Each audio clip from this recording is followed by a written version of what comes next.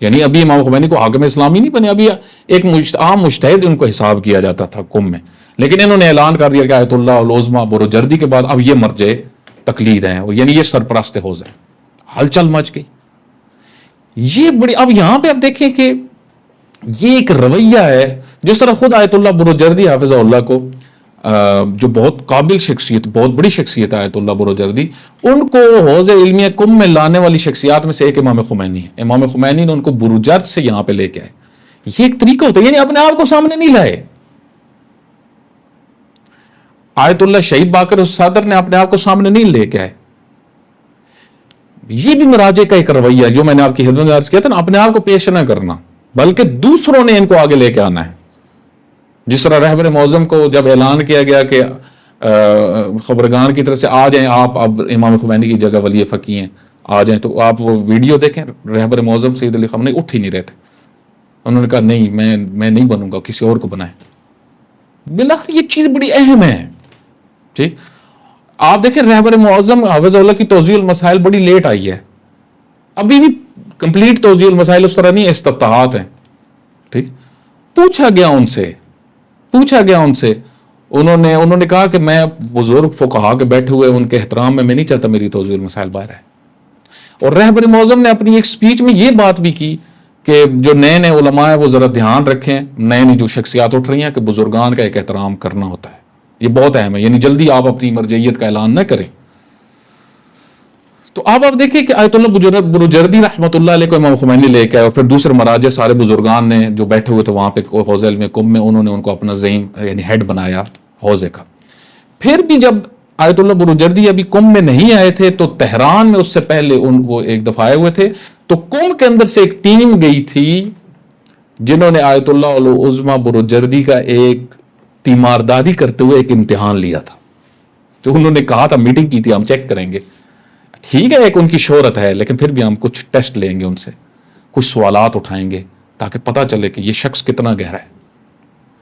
تو کہتے ہیں اس تیمارداری کے دوران جو ہے وہ تہران کے ہاسپٹل میں چند فضلاء گئے، انہوں نے وہاں پہ کچھ بحثیں ڈسکس کی، کچھ علم رجال کے موضوعات. تو ایسے جوابات دیا ہے تو بروجردی نے علم رجال کے اوپر، وہ کیونکہ بہت زیادہ ماہر تھے، ایسے جوابات دیے، حیران ہو گئے یہ فضلاء. مثلا کس طرح کے، مثال کے طور پہ ایک حدیث کو بیان کر کے اس کی سند کو یہ پڑھتے تھے کہ یہ راوی پہنچتا ہے امام جعفر صادق تک، بیچ میں سے 2-3 راوی چھوڑ دیتے تھے جان بوجھ کے، کوئی ابتدا سے چھوڑ دیتے تھے، کوئی انتہا سے چھوڑ دیتے تھے، کوئی وسط سے. آیت اللہ بروجردی فوراً بتاتے تھے تم نے یہ راوی بیچ میں چھوڑ دیا، اس کا نام نہیں لیا.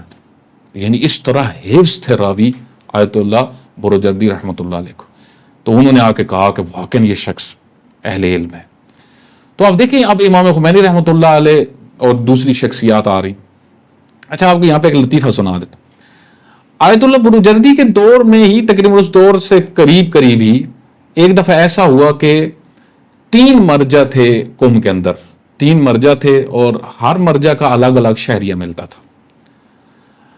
مطلب ایک مہینے ایک مرجع کا شہریہ ملتا تھا، دوسرے مہینے دوسرے مرجع کا شہریہ ملتا تھا، تیسرے مہینے تیسرے مرجع کا شہریہ ملتا تھا. یعنی تینوں اکٹھے اسٹوڈنٹس کو شہریہ وہ وظیفہ نہیں دیتے تھے ایک مہینے، بلکہ تقسیم ہوا تھا، ایک مہینے ایک، دوسرے مہینے دوسرا، تیسرے مہینے تیسرا. تو شہید مطہر رحمۃ اللہ علیہ کی میں نے کتاب میں پڑھا تھا، وہ فرماتے ہیں کہ طالب علم عموماً جس مہینے جس مجتہد کا وظیفہ ملتا تھا، شہریہ ملتا تھا، منتھلی ملتا تھا، کہتے تھے اس مہینے کا عالم یہ ہے.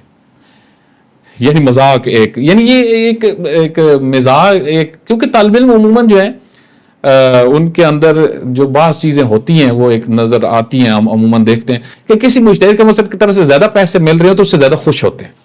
ٹھیک، تو عالم فل عالم کون ہے، تو وہ جو میں بات کر رہا ہوں عالم کون ہے، اس کے بعد فل عالم کون ہے، اس کے بعد والا عالم کون ہے، یہ پہلے اہل خبرہ جاتے ہیں، ان شخصیت کو لے کے آتے ہیں، اگر وہ دوسرے شہروں میں ہوں یا اسی شہر میں ہوں تو ان کا انتخاب کرتے ہیں.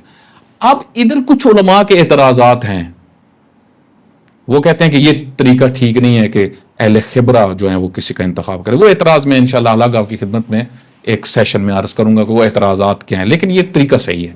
میں جس بات کو سمجھوں وہ یہ کہ یہ بالکل اس کے جو شواہد ہیں وہ صحیح ہیں، دلائل صحیح ہیں کہ اہل خبرہ ماہرین جو بیٹھے ہوں گے وہ تشخیص دے گا. لیکن کچھ مشکلات اس میں پھر بھی ہیں، وہ انشاءاللہ میں وہ بھی عرض کروں گا، جو میں نے آپ کی خدمت میں کہا ہے کہ اس کو الگ ڈسکس کریں گے تو انشاءاللہ کریں گے اس کو. اچھا آپ دیکھیں کہ اسی طرح تاریخ میں ہے، آیت اللہ خوئی کے بعد آغا سیستانی کو جب بنانا تھا تو آیت اللہ خوئی حافظ اللہ کے شاگرد تھے آیت اللہ سیستانی، تو آیت اللہ سیستانی کو اسی طرح اہل خبرہ نے چنا۔ اچھا اب ایک بات یہاں پہ سامنے آتی ہے، سوال میں ایک آپ کے سامنے رکھتا ہوں، ایک اور سوچنے والی بات، اگر شہید باقر الصدر جیسی شخصیت موجود ہوں اور ساتھ ایک ایسی شخصیت موجود ہوں جو خط نجفی والے ہیں، یعنی جو امام خمینی سے ہٹ کے یا شہید باقر الصدر سے ہٹ کے تفکر رکھنے والے ہیں، جو خط نجفی کہتے ہیں، اگر یہ دو شخصیت کم کے مثلا حوضے میں اکٹھے ہو جائیں اور ان دونوں میں سے ایک کو چننا ہے، آپ خواص یہاں پہ کیا فیصلہ کریں گے؟ کیا خواص خط نجفی والی سائڈ پہ جائیں گے؟ بالکل یہاں پہ آپ دیکھ لیں، اگر نجف ہوگا تو خط نجفی والے کو چنیں گے، اگر کم ہوگا تو خط کمی یعنی سیاسی بصیرت رکھنے والا فقی چنا جائے گا۔ یہ ایک فرق وہ جو میں کہہ رہا تھا دقیق بن جاتا ہے کہ اصحاب الرائے و اصحاب الخبرہ یہاں پہ اثر انداز ہوتے ہیں، ان کا تفکر اثر انداز ہوتا ہے۔ ابھی آپ دیکھیں کہ اگلی جو ہم جاتے ہیں بحث کی طرف وہ یہ کہ اب آیت اللہ العظمیٰ سیستانی کے بعد کون ہے مرجع تقلید، یعنی مستقبل میں کون ہے؟ یہ سوال اٹھایا جا رہا ہے انٹرنیشنل چینلز پہ بھی اور عراق کے اندر بھی بحث ہو رہی ہے۔ تو اس کے اندر چند پوائنٹس ہیں۔ اب یہاں پہ اب توجہ کریے گا کہ آیت اللہ العظمیٰ سیستانی کے بعد جو ہیں وہ کن کے بارے میں کہا جا رہا ہے کہ حوزہ علمیہ میں نجف میں جن کی شہرت ہے اساتید میں علماء میں کہ یہ اب آیت اللہ سیستانی کے بعد ہوں گے۔ تو ایک نقطہ پہلے یہاں پہ سن لیں، کبھی بھی اس طریقے سے کسی بڑی شخصیت کے ہوتے ہوئے کسی شخصیت کا تو کو معین نہیں کیا جاتا، عموماً یہ طریقہ کار ہے۔ اس کی وجہ کیا ہے؟ کیونکہ مرجعیت جو ہے یہ عالمیت جس کو عالم کہتے ہیں، کیونکہ عالم کی تقلید ہوتی ہے، عالم جو ہے یہ ایک نسبی مسئلہ ہے۔ نسبی مسئلے سے مراد کیا ہے؟ یعنی ایک ایسا مسئلہ ہے کہ جس میں کسی وقت بھی کوئی مشکل آ سکتی ہے۔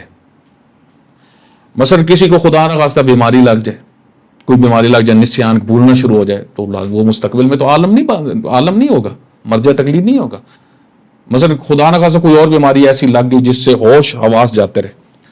اسی طریقے سے خدا نہ خواستہ کسی کی عدالت میں کوئی مشکل ایک دم نظر آنا شروع ہو جائے، کوئی ایسی حرکتیں وہ شروع ہو جائے، تو یہ کسی وقت بھی انسان خطرے میں چلا جاتا ہے۔ جس طریقے سے امام خمینی رحمۃ اللہ علیہ نے اپنے بعد آیت اللہ منتظر یعنی وہ نظام کے تحت جو تھا آیت اللہ منتظری کا انتخاب ہوا تھا، باقاعدہ تصویریں لگتی تھی امام خمینی کے ساتھ آیت اللہ منتظری کی۔ رہبر کا تو کسی کے خیال میں بھی نہیں تھا عموماً کہ یہ ہوں گے، کیونکہ آیت اللہ منتظری کا کافی عرصہ پہلے یہ شروع ہو گیا تھا کہ یہ امام خمینی کے بعد نائب ہوں گے اور ولی فقی بنیں گے۔ لیکن آپ دیکھیں آیت اللہ منتظری میں بنیادی مشکل بن گئی اور ان کی عدالت ساقط ہوگی، جس کی وجہ سے امام خمینی نے تو ان کو مرجعیت سے بھی فارغ کر دیا تھا، لکھا تھا کہ تم اب اس قابل نہیں ہو۔ تو آپ دیکھیں کہ یہ مشکل ہو سکتی ہے، اس وجہ سے اس طرح معین نہیں کیا جاتا، مشخص نہیں کیا جاتا، بلکہ وہی اہل خبرہ جو ہے ان کی ایک توجہ ہوتی ہے۔ لیکن نام ابھی بھی دو شخصیات کا نام سامنے آ رہا ہے، انٹرنیشنل میڈیا پہ بھی سامنے آ رہا ہے، ان میں سے ایک آیت اللہ العظمیٰ باقر ایروانی، وہ ہیں سامنے نظر آ رہے ہیں، اور دوسرا جو ہے وہ استاد آیت اللہ ہادی آل شیخ رازی، یہ ان کا نام ہے۔ یہ دوسری شخصیت ہے، یہ دو کا نام زیادہ آ رہا ہے۔ ان میں سے پھر جو میڈیا کے اوپر زیادہ آ رہا ہے وہ آیت اللہ باقر ایروانی کا۔ آیت اللہ باقر ایروانی واقعی ایک بڑی علمی اور ایک وجیح شخصیت ہیں نجف کے اندر۔ سب سے زیادہ جس شخصیت کے درس میں شرکت ہوتی ہے نجف کے اندر اس وقت وہ آیت اللہ ایروانی ہے۔ آیت اللہ ایروانی کی بہت ساری کتابیں ہیں جو مدارس میں پڑھائی جاتی ہیں۔ انہوں نے در حقیقت نصاب میں ایک بہت بڑی تبدیلی لے کے آئے ہیں، فقہ کے نصاب میں جو مراکز میں پڑھائی جاتی ہے۔ قم کے اندر، نجف کے اندر ان کی بکس پڑھائی جاتی ہیں، مثلا فقہ استدلالی ایک لما کی جگہ آئی، اور نجف میں بھی بعض حلقوں میں پڑھائی جاتی ہے، لیکن قم میں زیادہ پڑھائی جاتی ہے۔ فقہ استدلالی جو ہے واقعاً ایک اچھا علمی کارنامہ ہے آیت اللہ باقر ایروانی کا۔ اسی طریقے سے آیت اللہ باقر ایروانی کے آیات الاحکام، اسی طریقے سے قواعد فقہیہ، میں نے خود ان کی بعض کتابیں پڑھی ہیں بڑے بڑے اساتید سے، ان کے علم رجال کی بکس، ان کے قواعد فقہیہ جو ہیں اچھی بکس ہیں، استدلالی بڑی خوبصورت گفتگو کرتے ہیں۔ البتہ یہاں پہ جو ہے وہ اس چیز کی طرف میں اشارہ کر رہا ہوں آپ کی خدمت میں، کتابیں درس خارج دینا یہ معیار نہیں ہے، مگر یہ کہ ان کتب سے اور درس خارج سے یہ سمجھ لیا جائے کہ یہ شخص واقعاً فقیہ ہے، مجتہد ہے، اجتہاد کے درجے پہ، یعنی کوئی یہ سمجھے، اہل خبرہ کو یہ درک ہو جائے کہ یہ درس خارج جو دے رہا ہے اس لیول کا دے رہا ہے کہ یہ شخص مستقبل کا مجتہد ہے. یعنی یہ چیز بہت اہم ہے نقطہ سمجھنے کا، ورنہ درس خارج صرف معیار نہیں ہے، کتابیں لکھ دینا بھی صرف معیار نہیں ہے. تو اب آپ دیکھیں کہ یہ دو آیت اللہ باقر ایروانی کی شخصیت کا سامنے زیادہ جو ہے وہ ذکر کیا جا رہا ہے. اب یہاں پہ آخری بات جو میں آپ کی خدمت میں عرض کروں، وہ پھر دوبارہ چند وہ جو سوالات اس میں ہوئے تھے کہ اب آیت اللہ محمد یعقوبی یعنی حوض اگر فرض کریں اعلان کرتا ہے آیت اللہ باقر ایروانی کا مستقبل میں مثال کے طور پہ، تو کیا اس سے کوئی جو ہے وہ آیت اللہ یعقوبی کی مرجعیت کے اوپر حرف آئے گا؟ نہ، اس طرح نہیں ہوتا. جو اجتہاد کی صلاحیت ہے نا وہ ہونی چاہیے، مرجع تقلید بننے کی صلاحیت ہونی چاہیے. یہ نہیں کہ حوض علمیہ نجف کے جو اہل خبرت صرف اعلان کریں تو کسی کی مرجعیت ہو. نا، ممکن ہے کہ آیت اللہ یعقوبی کی مرجعیت کا ایران میں جامعۃ المدرسین والے اعلان کر دیں، یہ ممکن ہے. نجف والے اعلان نہ کریں، یہ بھی ممکن ہے، جس طرح بعض شخصیات کا یہ ہے. یعنی اہل خبرت جہاں پہ بھی بیٹھے ہوئے ہیں، چاہے قم، خاص طور پہ دو علاقوں میں، دو جگہوں پہ، قم میں اور نجف میں، ان دو جگہوں میں سے کسی ایک جگہ سے بھی اعلان ہو جائے تو مرجع ہو جاتا ہے. وہ شخصیت مرجع بننے کی صلاحیت یعنی اس کے اندر آ گئی ہے. تو اب آپ دیکھیں کہ آیت اللہ یعقوبی کے حوالے سے اب ان دونوں طرف سے کہیں سے بھی اعلان ہوتا ہے ان کی مرجعیت کا، خواص ذکر اگر کرنا شروع کر دیں اور جو اہل خبریں وہ تائید کرنا شروع کر دیں.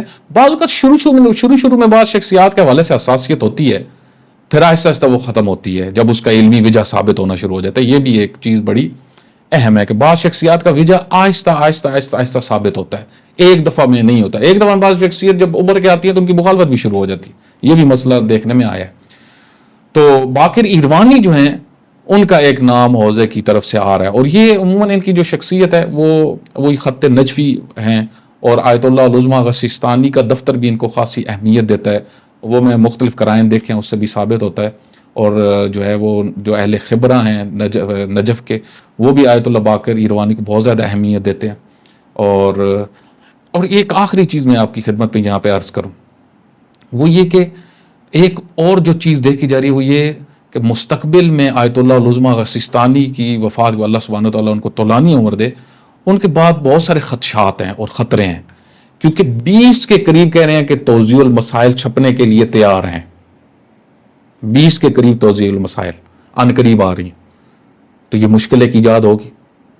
تو یہ بھی ایک آخری چیز آج کے لیکچر کی ذہن میں رکھنے، توضیح المسائل لکھنا بھی معیار نہیں ہے. اگر کوئی توضیح المسائل اپنی لکھ کے بانٹنا شروع کر دیں، یہ بھی معیار نہیں ہے کسی کی مرجعیت کا. مرجعیت کے معیار میں نے پہلے بیان کر دی ہیں اور آج بھی کچھ آپ کی خدمت میں ڈسکس کی ہیں کہ اہل خبرہ جو ہیں وہ جس کی طرف رغبت کریں، جس کی طرف توجہ کریں کہ یہ شخص اس قابل ہے کہ یہ عالم ہے، تو اسی کا یہ انتخاب ہوتا ہے، اور وہی پھر جو ہے وہ تشیع کے امور کی جو ہے وہ سرپرستی کرتا ہے. اللہ سبحانہ وتعالیٰ میں حقائق سمجھنے کی اور حقائق کو بیان کرنے کی توفیق عطا فرمائے. فصلی اللہ علی محمد وعلی آلہ.